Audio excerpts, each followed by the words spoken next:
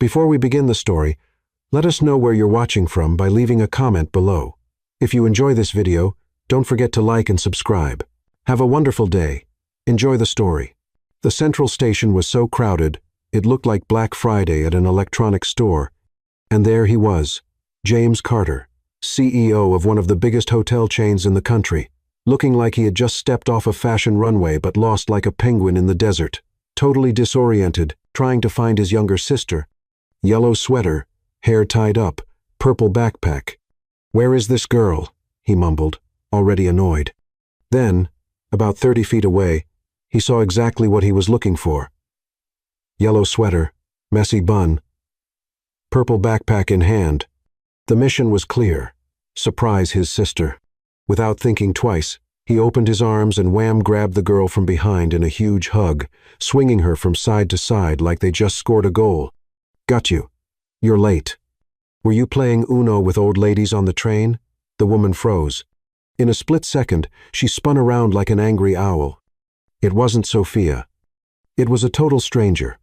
A stranger with a mix of terror and rage on her face. "What on earth are you doing?" "Oh my God."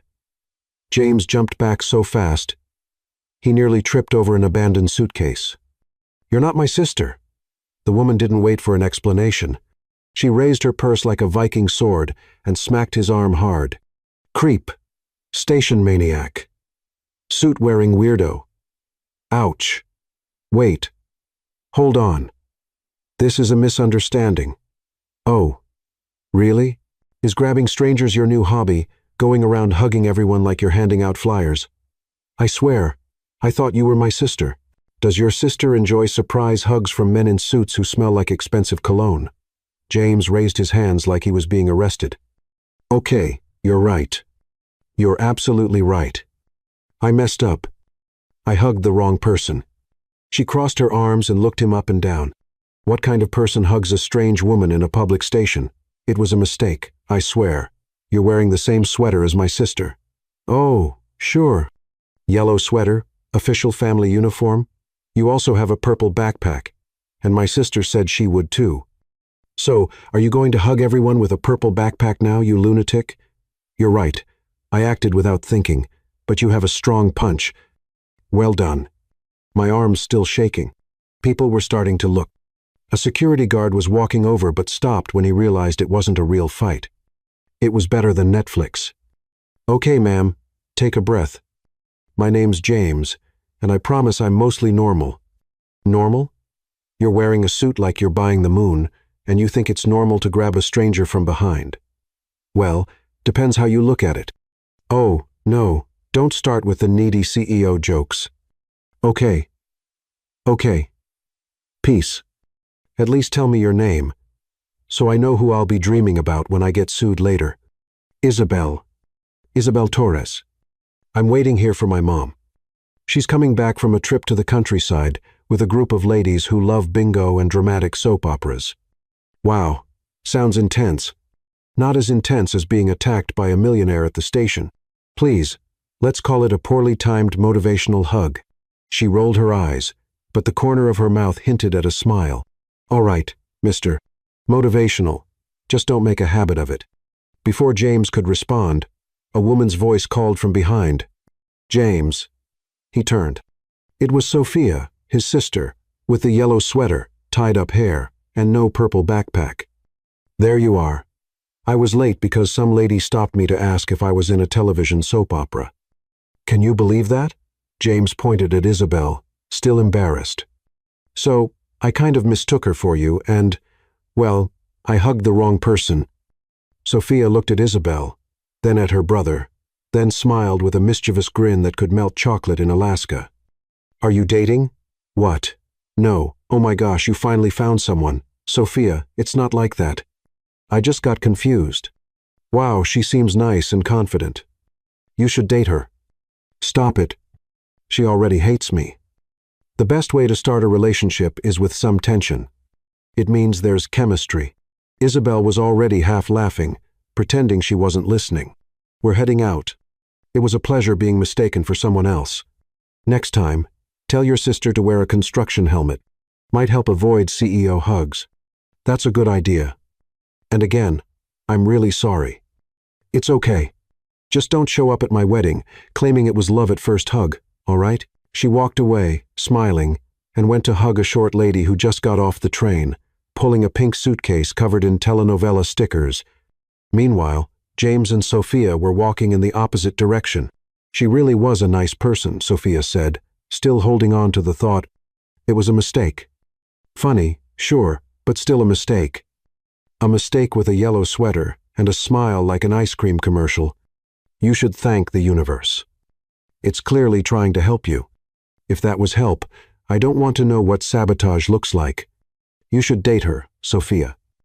I'm serious. It was fun watching you get all awkward. She balances you out, and she seems like the kind of woman who'd slap you when you deserve it. You need that. James sighed, but didn't reply. As they got into the car, he glanced back one more time. Isabel was still there, her mom pointing at something in a store window. She laughed again. He closed the car door. Okay, maybe I should have asked for her full name. Sophia smiled. You're going to dream about her tonight, I bet. James looked out the window and said, almost in a whisper, I already am. James was having one of those days where not even 1,000 cups of coffee would help. 3 meetings with investors, a presentation for the board, and Sophia calling every 20 minutes to ask if he'd looked up the girl in the yellow sweater on social media. For the last time, Sophia, I'm not going to stalk her. That would be creepy. Creepier than grabbing her at the station? You're never going to let me forget that, are you? Never. It's my new hobby. By the time night came, James was exhausted. Not even the thought of the 500 luxury rooms in his latest hotel project could lift his mood. He needed a distraction, and Sophia had the perfect one, the movies. There's a new romantic comedy about a guy who meets a girl after bumping into her on the street. Seriously, coincidences happen. They arrived at the mall just as the movie was about to start. The snack bar line looked like a restless snake, long and twitchy. James adjusted his sunglasses, his not-so-subtle disguise to avoid being recognized. You look like a hungover secret agent, Sophia said. Exactly what I'm trying to. He stopped mid-sentence. Just a few steps away stood Isabel. She was wearing jeans and a simple t-shirt with a sunflower print, laughing with a curly-haired friend who was gesturing like she was conducting an invisible orchestra. Sophia, don't look now, but too late. Sophia had already whipped her head around so fast it almost popped off. It's her. It's the girl from the station.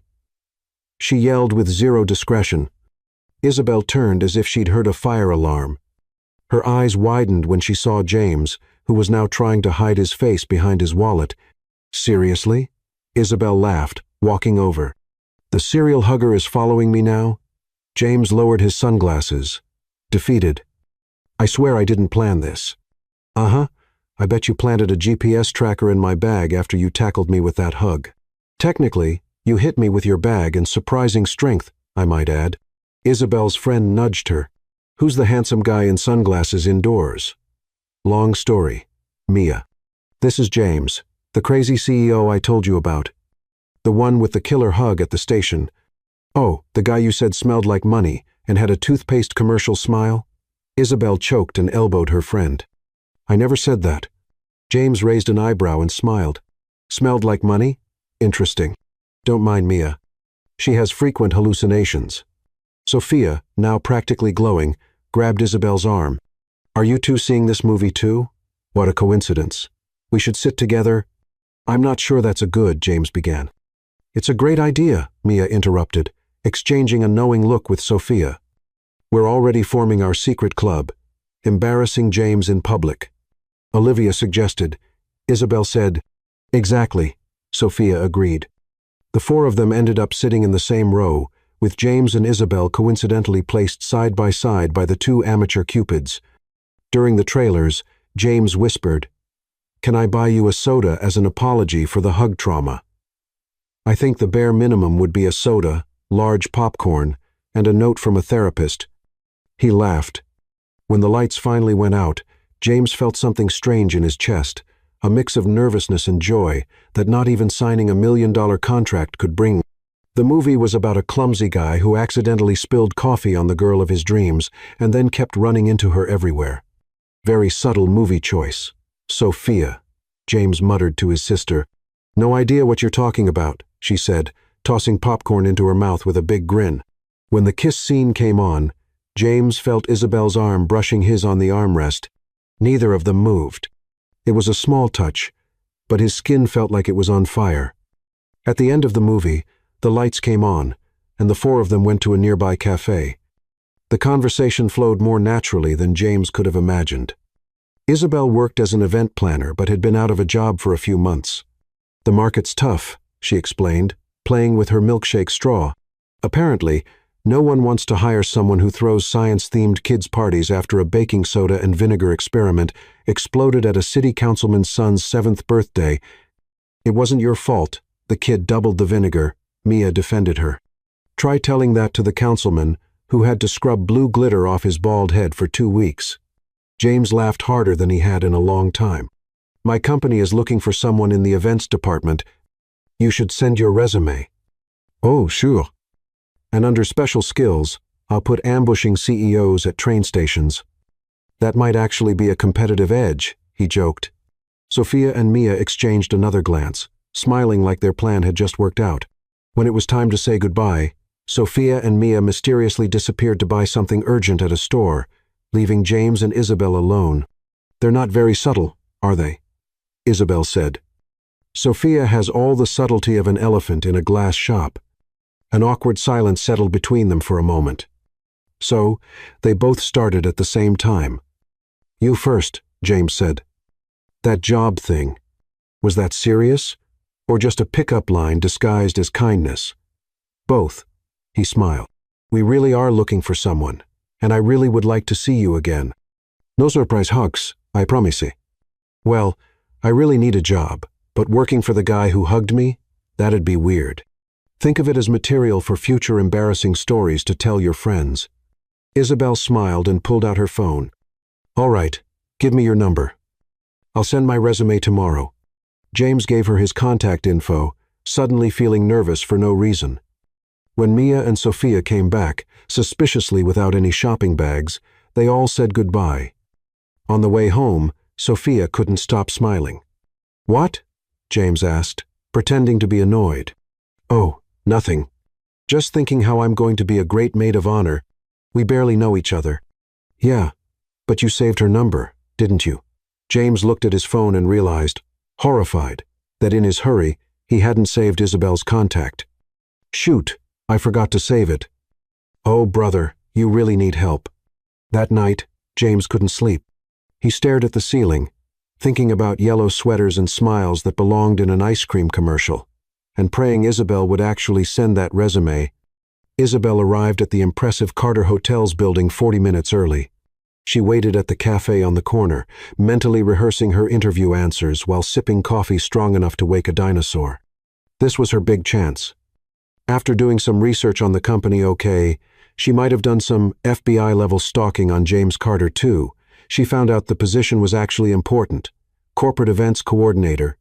Wearing her only suit, bought at a clearance sale 3 years ago, Isabel tried to ignore the nerves in her stomach.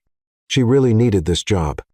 Her rent was late, and her last proper meal was instant noodles, with ketchup. You've got this, Isabel. Just don't mention the hug incident, the bald councilman, or that time you confused salsa with hot sauce at the Cohen's bar mitzvah. As she stepped into the fancy lobby, she was greeted by a receptionist with a toothpaste commercial smile. Good morning. I have an interview at 10 o'clock. Isabel Torres. Ah, yes. The receptionist studied her with curious interest. You can go up. 22nd floor. Mrs. Thompson is expecting you. Isabel took a deep breath in the elevator. Mrs. Thompson, she repeated in her head. At least James wouldn't be interviewing her. That would be way too weird. When the elevator doors opened, a woman with gray hair and perfect posture greeted her. Miss Torres, I'm Diane Thompson, head of HR. Please follow me. Isabel followed her down a marble hallway, feeling like she was walking into Mount Olympus. Mrs. Thompson stopped in front of an impressive door. Mr. Carter likes to personally handle the final interviews for strategic positions. Mr. Carter. Isabel's heart nearly stopped. Which one? James Carter, our CEO. He rarely does this. Consider yourself special. Before she could process what was happening, Isabel was practically pushed into a huge room with a panoramic view of the city. And there he was, James Carter, sitting behind a solid wood desk, holding his phone, looking just as surprised as she was. Isabel? James? Mrs. Thompson looked at both of them, confused. You know each other? James stood up quickly, adjusting his tie as if he needed something to do with his hands. Yes, we ran into each other recently. Literally, Isabel added. It was a very impactful meeting. James coughed, hiding a smile. Mrs. Thompson, could you leave us, please? I'll handle the interview myself. Once the door closed, they looked at each other in silence for a few seconds. James was the first to speak. So, you actually sent in your resume. Are you really looking for someone? Or was this just an excuse to see me again? James walked around the desk, leaning against it with his arms crossed. Both, actually, he admitted. Your resume is impressive, even with the city council incident. You looked me up? My HR department is very efficient. He smiled. But, to be honest, I also asked Sophia about you, and she asked Mia. That should creep me out. But somehow it's kind of sweet in a weird way. James laughed and motioned for her to sit. Let's do this the right way. A real interview. Of course, totally professional. As if you never hugged me from behind at the train station, or as if you never called me a suit-wearing creep. As strange as it seemed, the interview flowed naturally. James asked real questions about experience, skills, and expectations. Isabel answered honestly and with humor, describing her past projects, including a medical conference where she managed to find a chef at the last minute after the original one had an allergic reaction to shrimp. Impressive. And it says here, you speak 3 languages, English, Spanish, and enough Italian to order food and yell at taxi drivers. James couldn't help but laugh. You're really different, Isabel. Different in a good way, or a let's end this interview now kind of way.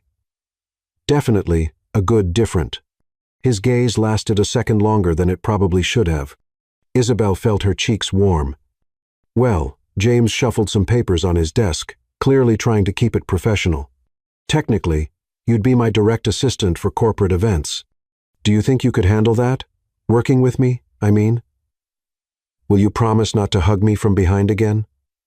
Only if you promise not to hit me with your purse. Isabel reached out her hand formally. We have a deal, Mr. Carter. James shook her hand, and the handshake seemed to last forever. Then, Miss Torres, welcome to Carter Hotels. You start on Monday. When Isabel left the office, she was thrilled. A new job, a salary that would finally pay for more than just pasta and ketchup, and a boss who, despite the awkward start, seemed interesting. In the elevator, her phone buzzed. It was a message from James. Team alignment meeting tomorrow at 8 o'clock p.m. Bellini Restaurant. Yellow sweater not required. Isabel smiled at the screen and typed quickly. Confirmed. No purse attacks on CEOs. As the elevator doors opened, Isabel stepped out with a new energy. Something told her that this team meeting would be anything but professional. Bellini Restaurant was the kind of place Isabel had only seen in magazines. Soft lighting, perfect linen tablecloths, and a wine list longer than her last lease agreement.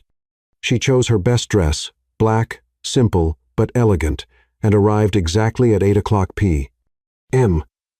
The maitre d' greeted her with a slightly raised eyebrow, as if assessing whether she really belonged there. Good evening. I have a reservation with Mr. Carter. Team meeting. Ah, yes. Mr. Carter is expecting you. Right this way, miss. Isabel followed the man through the restaurant, taking in the other guests, every one of them looking like they walked out of a luxury fashion catalog. At the back, at a discreet table near a window overlooking the city, was James, alone. He stood up when he saw her, with a smile that seemed to light up the whole room. You came. I was hired yesterday. It would be weird to miss my first meeting, right? James pulled out her chair. A bit old-fashioned, but charming. So, "Where's the rest of the team?" Isabel asked, looking around. James looked slightly embarrassed.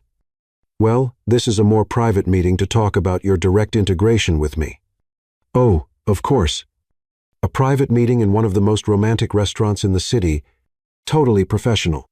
"You can leave if you'd like," he said genuinely. "I understand if this feels inappropriate." Isabel smiled as she adjusted the napkin on her lap. "And miss the chance to eat somewhere where the mineral water costs more than my old daily salary? No way."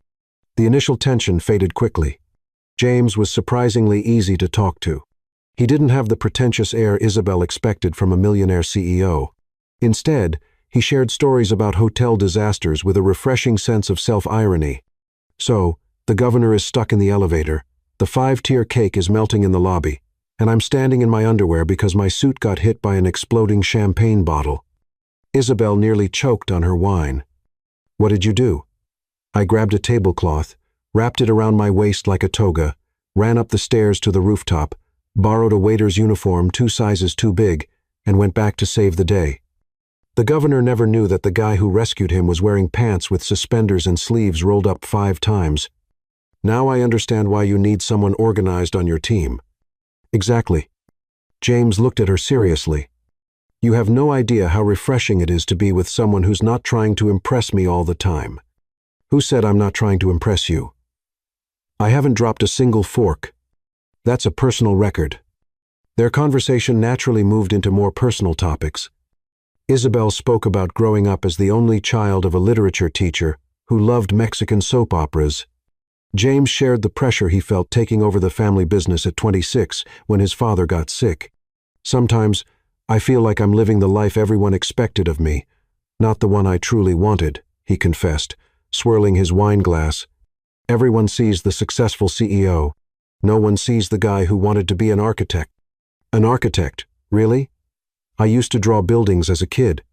I still have a drawer full of projects that will never see the light of day."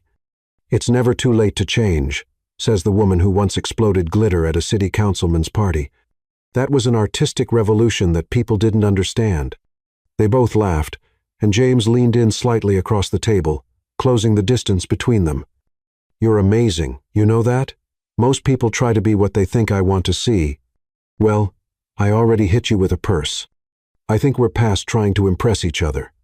When dessert arrived, a fancy pavlova with berries, James looked a bit nervous, fiddling with his napkin. "Isabel, I have to be honest. This isn't a work meeting."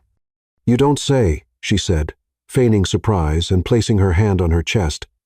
"And here I thought talking about your childhood and lost dreams was standard HR procedure." "I'm serious," he smiled, a little embarrassed. "I wanted to see you again outside the office, without the pressure of being your boss. So, this is a date, if you want it to be." Isabel thought for a moment, stirring her dessert with her spoon. "You know this is complicated, right? You just hired me." "I know, and I promise to fully respect it if you want to keep things strictly professional." "And if I don't want to?" James's face lit up like a kid getting an unexpected gift. The night went on with more laughter and sharing. When they left the restaurant, the city sparkled around them. James insisted on giving her a ride home. "You don't have to. I can get a taxi. I'd really like to, unless you're still worried I'm some kind of maniac from the train station. Now you're the 5-star restaurant maniac. That's a big improvement." In the car, the silence felt comfortable. Isabel watched James's profile as he drove, focused, calm, so different from the image she'd first had of him. When they reached her apartment, a modest building that stood in contrast to James's BMW, he turned off the engine. "Thanks for tonight. It was surprising. In a good way, I hope?" "In the best way possible." James leaned in slowly, giving her space to pull away if she wanted, but she didn't. When their lips touched, it felt like something exploded inside her, stronger than any science experiment at a kid's party. The kiss was brief but intense. When they pulled away, they both seemed a little dazed. "That was..." James started. "A mistake?" Isabel offered, suddenly unsure. "No. That was amazing. But maybe complicated.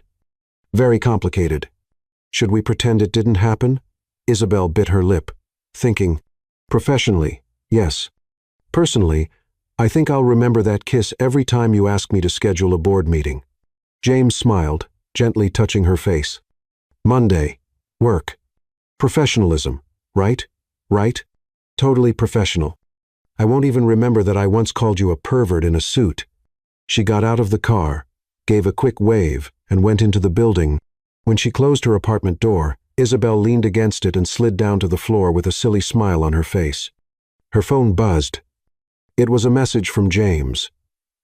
Got home safely. Just letting you know I'll keep pretending nothing happened while thinking about it every 5 minutes. Isabel replied. Deal. See you Monday, Mr. Carter. Strictly professional. She added an angel emoji, threw herself on the bed, and screamed into her pillow like a teenager. Monday was going to be a long day. Isabel's first week at Carter Hotels felt like walking a tightrope while juggling flaming knives. During the day, she and James kept up the act of professionalism. Miss Torres, could you handle these calls? Of course, Mr. Carter. While their nighttime messages ranged from life philosophies to heated debates about the best pizza in town, the events department was on the 20th floor, 2 floors below James's office, but he always found reasons to check on projects in person. Mr. Carter, are you here to check on the conference plans or just to steal our donuts? Isabel teased when she caught him in the break room for the 3rd time that morning. Both. Good leadership means multitasking, he said with his mouth full of chocolate donut. What Isabel didn't expect was the quiet hostility from some co-workers, especially Victoria Hayes, the marketing director, who, according to office rumors, had had a crush on James since his first date. Victoria looked like she'd stepped off the cover of a magazine. Perfect blonde hair, designer suits, and a presence that made men trip over invisible rugs. She also had the annoying habit of treating Isabel like a lost intern. Sweetie, do the copies make themselves at your old job? Victoria asked one morning, finding Isabel talking to James in the hallway. No, Victoria. There, I had assistants for that. Here, apparently, we have marketing directors with free time, Isabel replied with a sweet smile. James covered a laugh with a cough. Things got worse when Isabel was assigned to lead the planning of the annual launch event for the new resort in Malibu, a project Victoria had hoped to run. James, with all due respect, she's been here 2 weeks. Victoria protested in a meeting. And she's already shown more skill than many long-timers, James said without blinking. The decision is final. That night, Isabel found a note on her desk. No one rises that fast without sleeping with someone. Watch your step. She crumpled the note, but the damage was done. The looks in the hallways, the whispers as she walked by, it was clear the rumors were spreading. On Friday, Isabel got into the elevator and found James alone. For the first time, she hesitated. Are you okay? He asked, concerned. I think we're being too obvious. What do you mean? People are talking, James, about us, about how I got promoted so quickly. James frowned. Who's saying that? It doesn't matter, but maybe we should be more careful. The elevator reached her floor, and Isabel stepped out quickly, leaving James worried. She spent the rest of the day avoiding him, throwing herself into the Malibu event preparations. At the end of the day, Mia called. So, Corporate Cinderella, did you kiss the CEO prince today? Don't start, Mia. It's complicated. Define complicated. I define it as the whole company thinks I'm the boss's mistress, and you're not. No, I mean, we kissed once, and we talked a lot. But it's not, you know, official. Exactly. But do you want it to be? Isabel sighed, looking out at the city through the office window. I don't know, Mia. It's also confusing. He's amazing, but he's my boss, and he's part of a world that's nothing like mine. What Isabel didn't know was that Victoria was in the hallway, secretly taking a photo of her phone conversation. The picture showed Isabel smiling, the city behind her, looking dreamy, perfect to fuel the rumors. On Monday morning, Isabel had barely set her bag on the desk when James appeared, visibly tense. We need to talk now. She followed him to his office, where he carefully closed the door. My father wants to speak with you. Your father? Mr. Carter, the chairman of the board? That's right. Why? James ran his hand through his hair in frustration. Apparently, someone sent him some photos of us, suggesting an inappropriate relationship. What photos? We were just talking in the hallway. You were on the phone, smiling. Nothing inappropriate, but enough for someone with bad intentions. Isabel felt her stomach drop. What do we do now? James looked at her with a mix of frustration and affection. I'll take care of it. Just don't worry, okay? But it was impossible not to worry, especially when that afternoon Isabel was called up to Mr. Carter's office on the top floor, the corporate Olympus that only a few employees ever saw, and usually not for good reasons. Robert Carter's office looked like a museum of corporate power, modern art worth millions, a panoramic view of the city, and a desk that seemed carved from a single-century-old tree. The man behind the desk had James's eyes, but none of his kindness. Robert Carter was capitalism without a filter, imposing, calculating, impressive. Miss Torres, have a seat, he ordered, not standing up. Isabel sat down, her legs slightly trembling. Mr. Carter, it's a pleasure to finally, let's get to the point, he interrupted. My son has always had a problem with boundaries, especially when it comes to pretty women at the office. Isabel felt her face flush. With all due respect, sir, I'm not sure what you're referring to. Robert Carter slid some photos across the desk, all harmless but clearly chosen with care. James laughing with Isabel in the break room, the two talking in the hallway. Isabel on the phone looking thoughtful. These showed up in my email yesterday. Anonymous, but telling. There's nothing to tell, sir. We're co-workers. The older man leaned back in his chair, studying her. Miss Torres, you seem like a smart woman. So you'll understand when I say that Carter Hotels is more than a business. It's a legacy. James will take my place one day. But to do that, he needs someone suitable by his side. The implication hung in the air like a toxic perfume. Are you saying I'm not suitable? Based on what? Let's be honest. You're a pretty girl from a modest background who got promoted very quickly. Appearances matter in our world. Isabel felt anger rising in her throat. I earned that promotion through hard work, and my background doesn't define my skills. I'm sure that's true. He smiled without warmth. Still, suggesting that you and James are more than co-workers would be damaging for both of you. At that moment, the door opened. James walked in, clearly furious. Dad, this is ridiculous. You can't intimidate my team. We were just having a conversation, son. About what? Threatening her position. Clarifying expectations. James turned to Isabel. Are you okay? She nodded. Though she wasn't. Miss Torres, would you excuse us? Robert asked with fake politeness. As the door closed, she could still hear their raised voices. Words like company image, scandal, and responsibility echoed down the hallway. She went back to her desk, trying to process what had just happened. Her phone buzzed with a message from Mia.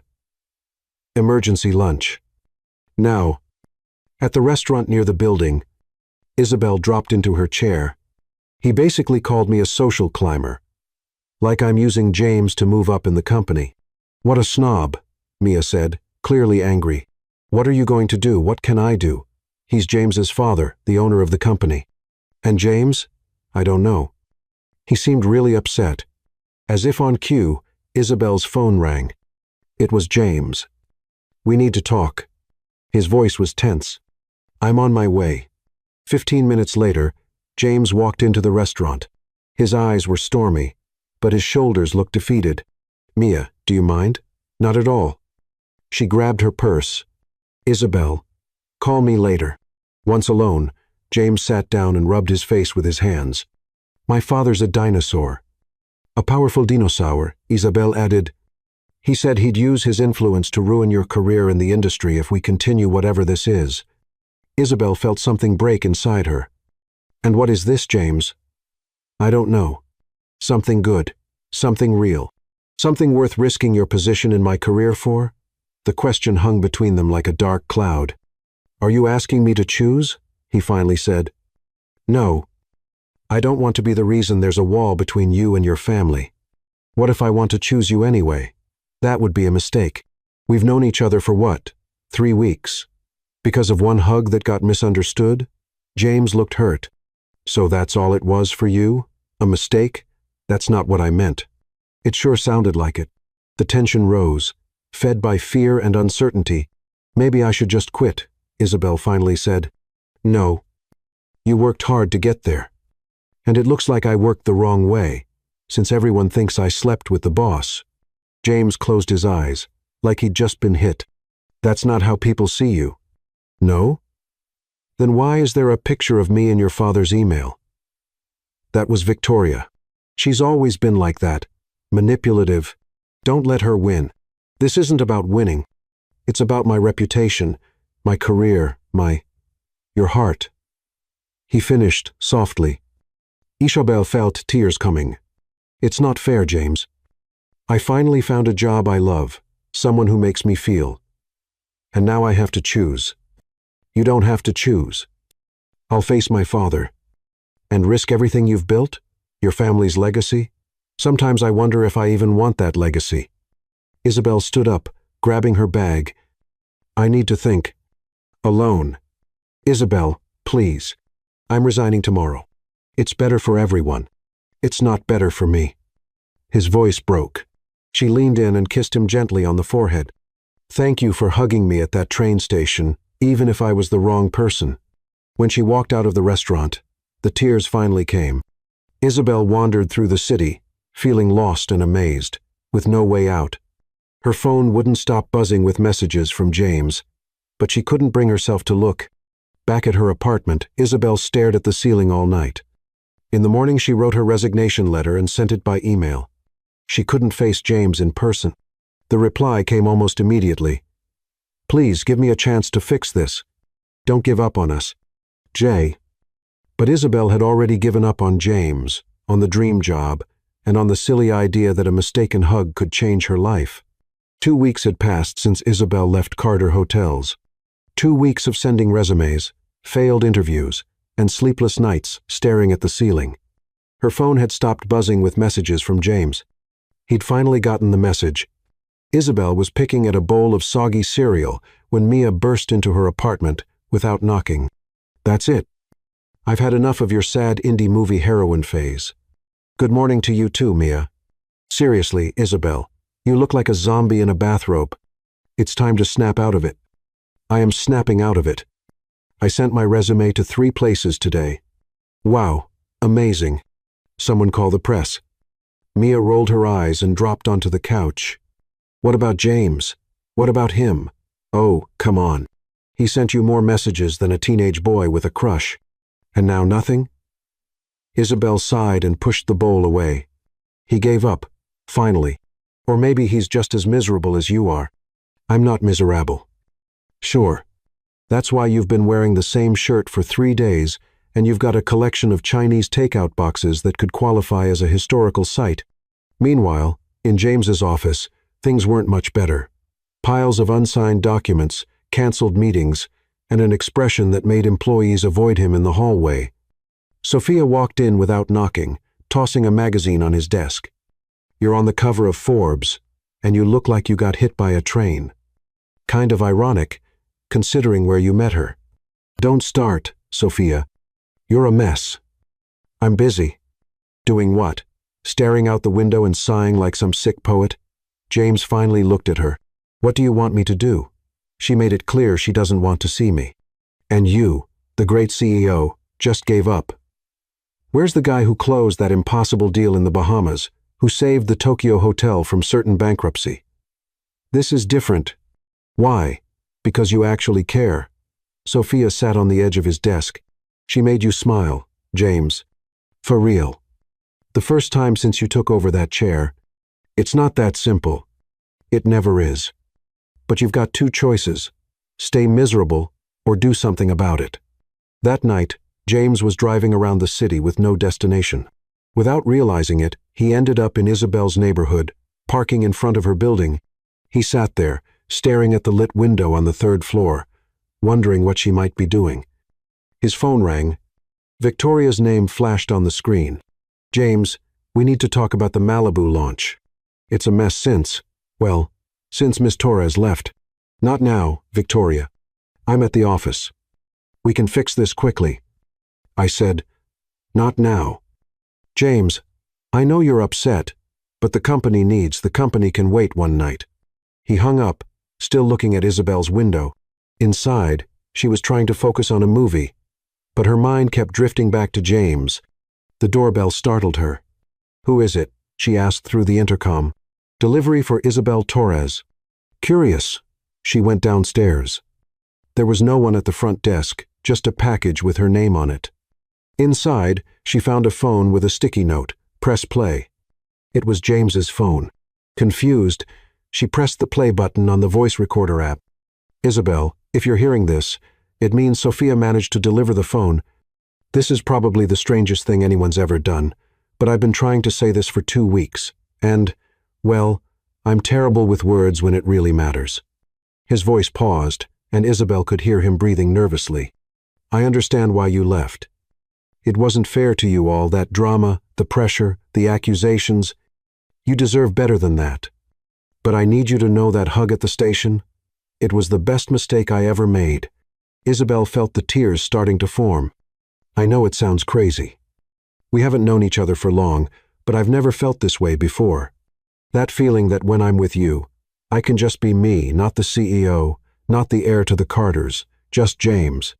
There was another pause, longer this time. I stood up to my father.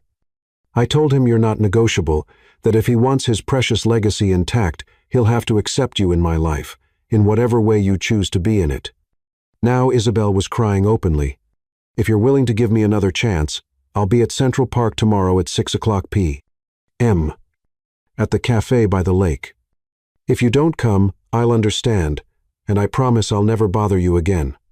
The recording ended, and Isabel stood there in the empty lobby, holding the phone as if it were the most precious thing in the world. Across the street, James saw the light in Isabel's apartment turn off. He started the car and drove away, his heart heavy but with a small hope growing inside him. The Grand Plaza Hotel sparkled like a jewel in the city night. The annual Carter Hotels event was the biggest social gathering in the hospitality industry, a mix of corporate luxury, intense networking, and top-shelf drinks to smooth over million-dollar deals. Isabel adjusted her black catering uniform, feeling strangely nervous. After weeks of unemployment, she had taken a temporary job as a service coordinator for the catering company at the event. The irony wasn't lost on her returning to the very event she was supposed to have organized. The appetizers go to the East Hall. Drinks need to be refilled every 40 minutes. And please, make sure no one under 21 gets champagne, she instructed the team, trying to ignore the butterflies in her stomach. Her temporary boss, a man with an oversized mustache named Henry, seemed impressed. Have you worked this event before? Something like that, Isabel replied without going into detail. Across the room, James adjusted his tie for the 5th time as he tried to focus on what a Japanese investor was saying about occupancy rates. His father watched from a distance, clearly noticing his distraction. James, focus, Robert Carter murmured as he approached. Mr. Tanaka is thinking about expanding our partnership to 3 new hotels in Tokyo. I'm focused. Doesn't look like it. You've been distracted ever since that incident. James stiffened. That incident has a name, Dad, and I've made my position clear about it. Robert Carter, Sahil. Son, I know you think you're in love, but I don't think... I know. Even after she just left the company. No fight, no explanation. James looked at his father coldly. She didn't just leave. She was practically pushed out by you. The tension between them was cut short when the lights suddenly flickered and went out. A wave of surprise spread through the hall, followed by muffled exclamations. What's going on? Robert demanded. One of the managers approached, visibly nervous. Electrical problem, Mr. Carter. The generator should have turned on automatically. But amid the growing confusion, a calm, clear female voice spoke up. Ladies and gentlemen, please stay calm. The emergency system will activate shortly. James froze. He knew that voice. In the dark, Isabel had taken charge. Using a phone flashlight, she guided servers to hand out candles to the tables, directed security to help guests, and instructed the maintenance team over the radio. Catering lady, Robert Carter called out. Where's the person in charge of the hotel? In a panic in the control room, Isabel replied, not recognizing him in the dark. The generators aren't responding, but we've triggered the manual backup. Lights in 2 minutes, air conditioning in 5, and the VIP guests they're being served on the terrace where there's still natural light. We've redirected the special appetizers and vintage champagne there. James moved closer, finally seeing her face when the emergency lights partially turned on. Isabel. She froze when she heard his voice. James. Robert Carter looked from one to the other, understanding the situation. Do you two know each other? He asked unnecessarily. Isabel straightened up. Mr. Carter, if you'll excuse me, I have a crisis to manage. She quickly walked away, leaving father and son in a tense silence. It's her, Robert said, not really a question. Yes, James confirmed. And it looks like she's saving your elite event from total chaos. The next 30 minutes were filled with frantic activity. While the technicians worked to restore power, Isabel rearranged the whole event, strategically moving guests, adjusting food service, and even improvising a small show with a pianist who was among the guests. When the lights finally came back on, what could have been a disaster had turned into an exclusive experience that the guests excitedly talked about. The hotel manager approached Robert Carter, clearly relieved. Mr. Carter, I apologize for the inconvenience. We've identified the problem. And who was that woman? Robert interrupted. The buffet staff? I'm not sure, sir. Temporary, I think. James, having watched the whole rescue operation, made a decision. He stepped onto the small stage where the band was starting to play again and took the microphone. Ladies and gentlemen, on behalf of Carter Hotels, I want to thank you for your understanding during our little technical challenge. The audience laughed, relaxed. As you've seen, professionalism and excellence are values we hold dear in every aspect of our service. And tonight, we witnessed that in action. His eyes found Isabel, who was trying to hide behind a pillar. I'd like to call to the stage the person responsible for turning a potential disaster into a memorable evening, Isabel Torres. A spotlight lit up Isabel, who looked like a deer caught in headlights. Reluctantly, she walked to the stage, aware of all the eyes on her. James extended his hand to help her up and whispered, "Trust me." Once she was by his side, James continued, "Miss Torres was once part of our team, and tonight she's shown exactly why we should never have let her go. Her ability to stay calm under pressure and find creative solutions is exactly what Carter Hotels stands for."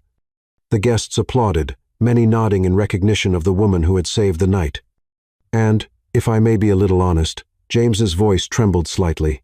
She also represents something very special to me personally. A murmur of curiosity spread through the room. Robert Carter, sitting in the front row, straightened in his chair. Sometimes, life gives us opportunities disguised as mistakes, like hugging the wrong person at a train station. Tears started to form in Isabel's eyes, only to find out she was the right person all along. James turned to face her, completely forgetting the audience. "I was an idiot, Isabel. I should have fought harder. I should have shown you that you're worth any sacrifice. Because you are." The music had stopped. The entire room was silent. "Isabel," James murmured, embarrassed and emotional, "I'm not asking you to come back to the company. I'm asking you to come back to me, if you want." A single applause started from the back of the room. Soon, dozens joined in, until the whole room was clapping. Robert Carter, after a moment of shock, slowly stood up, and to everyone's surprise, clapped as well. Isabel, her face wet with tears, smiled. "That was incredibly unprofessional, Mr. Carter. Completely. Fire me." And there, in front of 300 of the most important names in the hotel industry, she kissed him. 3 months later, Isabel was sitting on the couch of her new apartment, considerably bigger than her old one. Although she had insisted on paying the rent by herself, her new event planning company, Eventora, already had a waiting list of clients. Many referred by James. The phone rang. It was Mia. "How's the most entrepreneurial woman in town?" "Overwhelmed, stressed, and incredibly happy." Isabel replied, laughing. "And the romance with the handsome CEO going well?" "Surprisingly well." "Does Daddy still wrinkle his nose?" Isabel smiled. remembering the last family dinner. Let's just say he's in the process of accepting it, especially after I organized his anniversary party and impressed all his snobby friends. Brilliant. Using your skills to win over the father-in-law. Pure strategy. Isabel joked. Hey, I need to hang up. James should be here any minute to take me to lunch with Sophia. Talk later. When Isabel hung up, she looked around. Her new apartment still had boxes to be unpacked, but it already felt like home. Her phone buzzed with a message from James. I'm on my way. Sophia is looking forward to seeing you. Get ready for some invasive questions about our future. Isabel replied with a panic emoji and got ready. She chose a simple yet elegant dress, very different from the buffet uniform or the formal suits she wore at Carter hotels. The doorbell rang right at noon. James was there, with that smile that still made her heart race. Ready for my sister's interrogation? He joked, giving her a soft kiss. More or less. Where is she?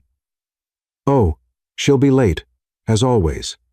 On the way to the restaurant, James seemed strangely nervous, tapping his fingers on the steering wheel and checking the rearview mirror more times than necessary. Everything okay? Isabel asked. You're acting like you just robbed a bank. What? No, everything's perfect. Absolutely normal. James Carter, you're the worst liar in the world. Your ear turns red when you try to deceive someone. He instinctively touched his ear. Dumb. Is it that obvious? Like a neon billboard. What are you up to? Nothing. I'm just excited to get to the restaurant. But instead of going to their usual spot, James turned into a park Isabel had never visited before. I thought we were having lunch with Sophia. Change of plans. She's meeting us here. The park was strangely empty for a sunny Saturday. James parked and led Isabel down a wooded path to a small clearing. To her surprise, there was an elegantly set table for two, with candles despite it being daytime, flowers, and a bottle of champagne in an ice bucket. James, what is this? A lunch, he suggested innocently. Where's Sophia? She might be a little later than I mentioned. Isabel narrowed her eyes, suspicious, but was swept up in the romantic atmosphere. The lunch was delicious, all her favorite dishes, served by a discreet waiter who appeared and disappeared like magic. Is this to celebrate something I forgot? She asked after dessert. Not exactly. James seemed increasingly nervous. Do you remember the first time we met? How could I forget? You attacked me at the station. I prefer the term enthusiastically hugged. You called me your sister and mentioned old ladies playing Uno. Details. James took her hands in his. That wrong hug was the best thing that ever happened to my life. Isabel felt her heart race. James, let me finish, or I'll lose my courage. These past few months have been the happiest of my life. You're different from anyone I've ever met. You challenge me, make me laugh, and you're not impressed by my money or status. Actually, your apartment is pretty impressive, she joked, trying to hide her emotions. What I'm trying to say is... He took a deep breath. I think I'm ready for another big mistake. At that moment, a group of people emerged from behind the trees. Sophia was there, along with Mia, Isabel's mom, and even Robert Carter, who looked slightly uncomfortable but smiling. What's going on? Isabel asked, confused. James knelt on the grass and took a small box from his pocket. Isabel Torres, would you make the mistake of marrying me? He opened the box, revealing a ring that was way too big for her finger. That's not my size, she laughed, tears in her eyes. I know. He looked mortified. Sophia gave me the wrong size. I have another one in my pocket. He pulled out a second box with a simpler, more elegant ring, and the right size, plan B. I always have one. Isabel laughed, crying at the same time. This is crazy. We've known each other for less than 6 months. 4 months, 2 weeks, and 3 days, to be exact. Sophia shouted from afar. You're counting? James accused. Of course I am. Isabel looked at the man kneeling in front of her, then at the people watching eagerly, and back at James. Yes, she said finally. Yes, I'll make this glorious mistake with you. He slid the ring the right size onto her finger and kissed her while everyone applauded. Mia whistled. Sophia jumped like a child, and even Robert Carter seemed emotional, discreetly wiping the corner of his eye.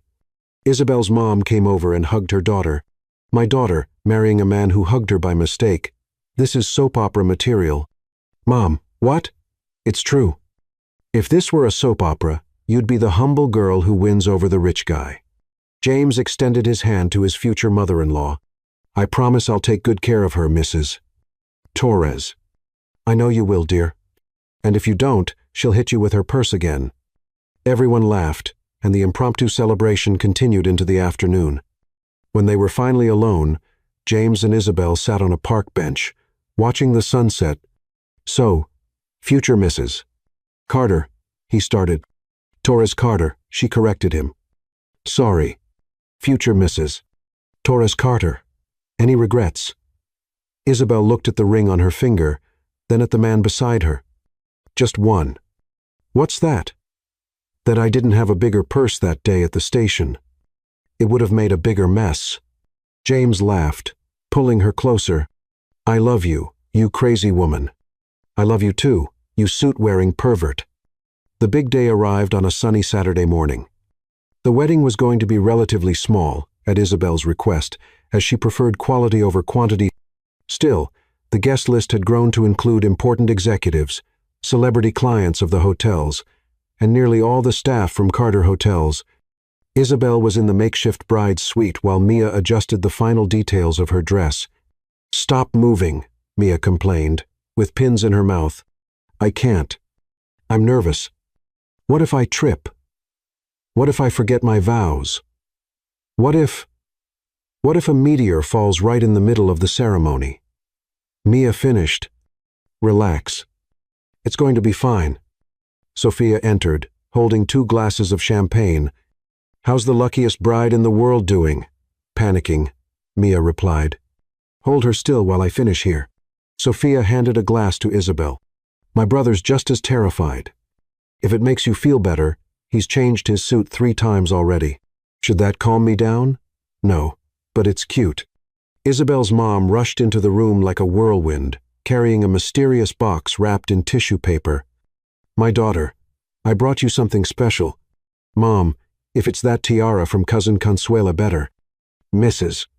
Torres opened the box with dramatic flair, revealing a delicate, hand-embroidered handkerchief. It was your grandmother's, who got it from her mother, who received it from hers when she married a man she met after falling off a horse in the main square of her village. This brings luck to love stories that start with accidents.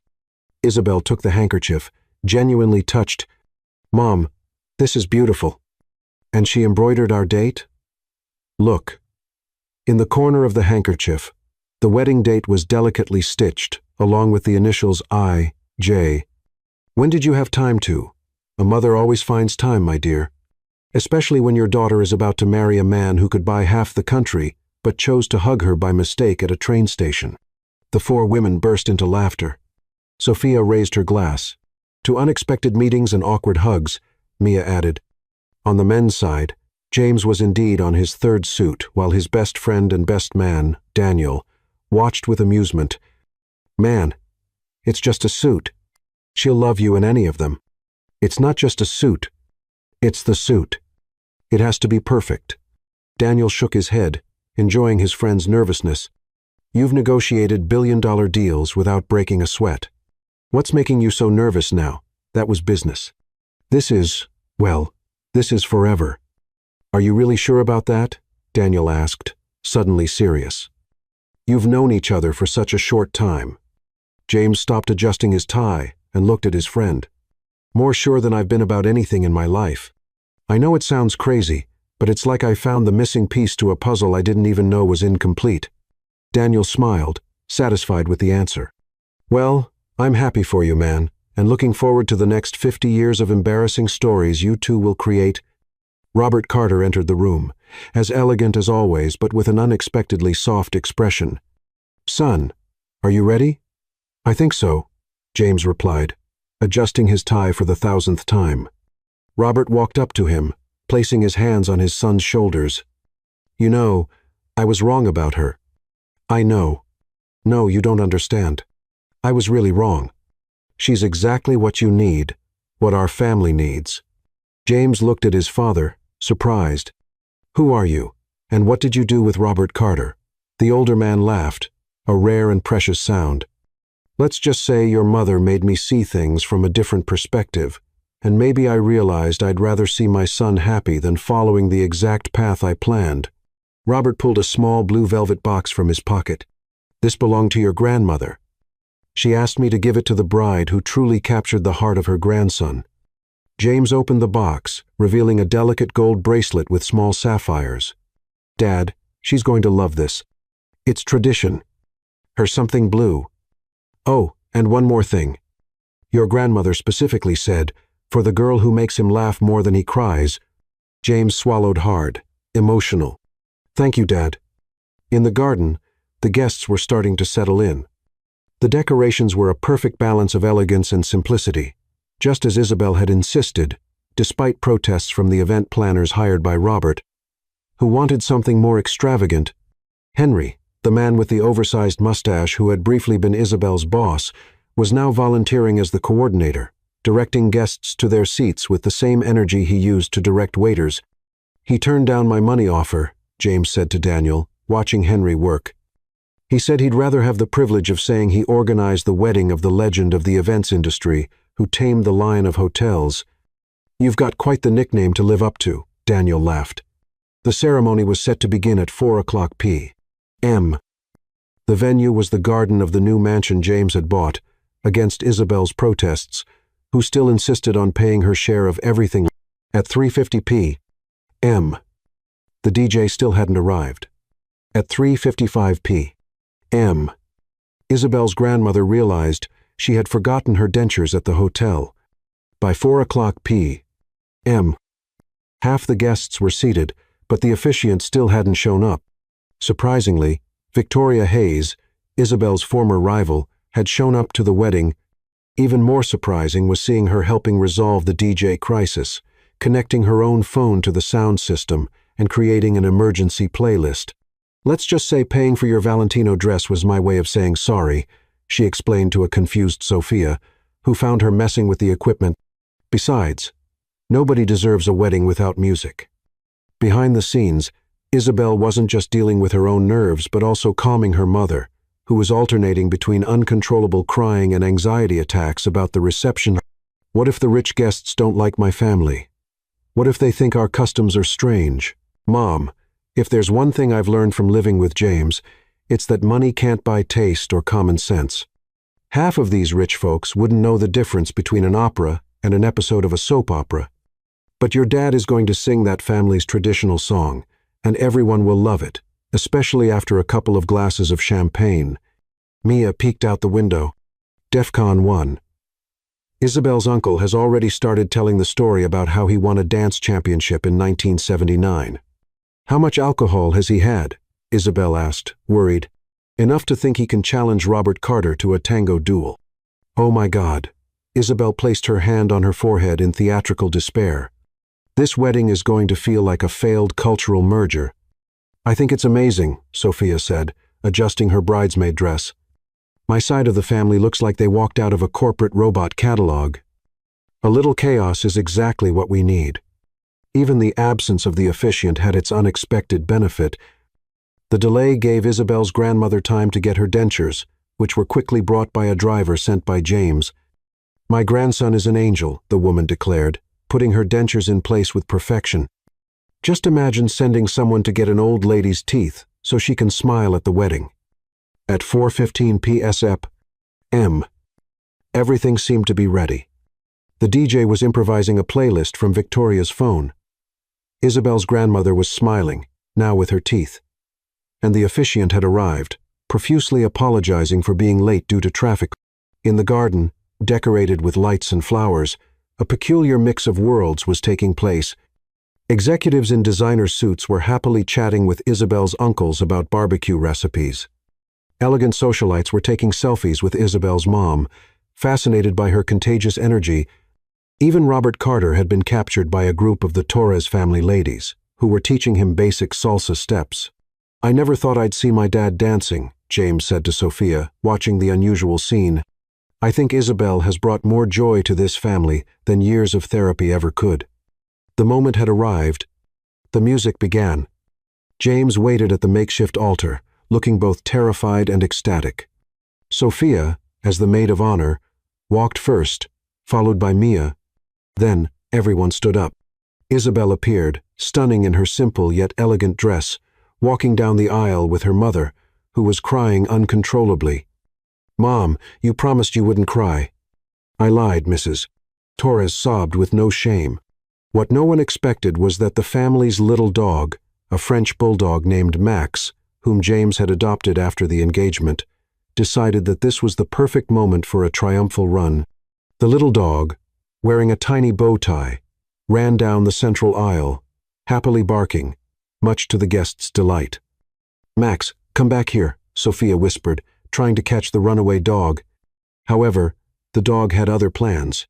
He went straight to Isabel, jumping on her legs as if he were greeting a celebrity. "Is this the something borrowed?" Isabel laughed, bending down to pet the excited puppy. Not caring about her dress. "We're not even married yet, and he's already picked his side." James joked.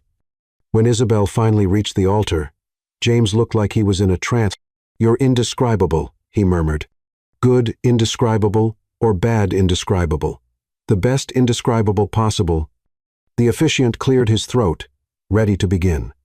But just then, Robert Carter stood up. "I'd like to say a few words, if I may."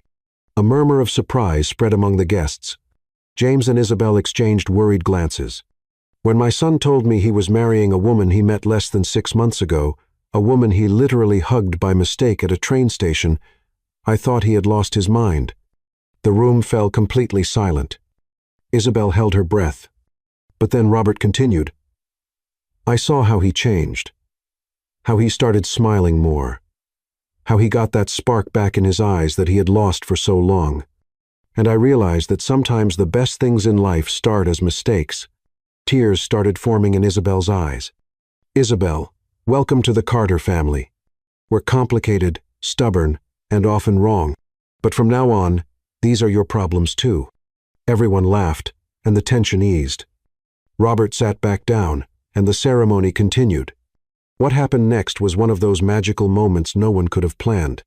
When the officiant asked for the rings, Max, who had quietly settled at Sophia's feet, suddenly stood up and ran to James, delivering the ring pillow that no one had noticed was attached to his collar.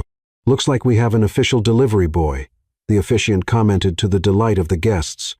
James bent down, took the rings, and quickly petted Max, who looked incredibly proud of his mission accomplished. It was time for the vows. James went first. "Isabel, when I hugged you at that station, thinking you were my sister, I never imagined I was actually hugging my future. You've shown me that I don't need to be perfect. I just need to be myself. I promise to hug you every day, always with warning, and always with all my love." Laughter and awes echoed through the crowd. Then it was Isabel's turn. "James, I hit you with a purse the first time we met. Probably not the best start for a love story, but you persisted, with that annoying smile of someone who knows they're right. And you were. I promise to be your partner in all the mistakes and successes of life. And I also promise to never hit you with a purse again, unless you really deserve it." More laughter. The officiant smiled and continued with the ceremony. Before we continue, James interrupted. "To everyone's surprise, I have something for Isabel." He took out the blue velvet box his father had given him. "A gift from my grandmother. She said it should be given to the girl who makes me laugh more than cry. And you definitely do that every day." Isabel was speechless as she saw the delicate bracelet, allowing James to place it on her trembling wrist. "Something blue," she whispered. "To match the sky in your eyes," James murmured, just for her to hear. When it was time for the idus, neither of them hesitated for a second. "I now pronounce you husband and wife. You may kiss the bride." James held Isabel's face in his hands. "Thank you for being the wrong person at the right time. Thank you for being the most perfect wrong hug in the world." They kissed while the guests applauded. Sophia was openly crying, Mia was whistling, and Robert Carter looked genuinely happy. At the reception, the party was lively. Isabel's grandmother, now with her dentures back, was dancing energetically with one of James's uncles. The DJ, finally present, was playing an eclectic mix that pleased everyone. Isabel's mother was chatting animatedly with Robert Carter about Mexican soap operas. To everyone's surprise, the most unexpected moment of the night came when Victoria took the stage and grabbed the microphone. "Attention, everyone," she started, visibly nervous. "I know many of you are surprised by my presence here today, especially the bride." An uncomfortable silence fell over the room. "Isabel, I want to publicly apologize for my behavior in the past. I let jealousy and insecurity take over me, and I did things I'm not proud of. James has always been a fair and respectful boss, and I turned that into something it wasn't. But seeing you two today, I understood what everyone already knew. You are perfect for each other." She raised her glass. "So, I'd like to propose a toast to the couple who showed us that the best encounters in life are the ones we don't plan. And, Isabel, is your new events department hiring?" The tension broke into laughter, and Isabel gracefully stood up to hug her former rival. In a moment of pause, James pulled Isabel aside to a quiet corner. "Happy? More than I ever thought was possible. Even with all the chaos. Especially with all the chaos. It makes everything more ours." Looking around the room, where their very different families were blending perfectly, Sophia teaching dance steps to Isabel's cousins, Isabel's mother proudly showing photos on her phone to company executives, Max running between tables, gathering affection from all the guests, Isabel felt a deep certainty. This was just the beginning of a life full of unexpected moments, wonderful messes, and hugs. Lots of hugs, all at the right time, with the right person. James smiled, hugging her like that first day. But now it was the right hug, with the right person. "You know, there's one thing I've always wanted to ask you," Isabel said. "What? How did you not realize I wasn't your sister?" "I mean, you hugged me from behind." James laughed, a little embarrassed. "Honestly, I was so focused on surprising you that I didn't even think about it. I just saw the yellow sweater and acted on impulse." "Best mistake of your life?" "Without a doubt." The music switched to a romantic ballad, and James extended his hand. "Dance with me, Mrs. Torres Carter." "Always, Mr. Carter." As they danced under the twinkling lights, surrounded by friends and family, James whispered in her ear, "Nothing like a wrong hug to get you to the right place." Isabel smiled, resting her head on his shoulder. "The most right place in the world,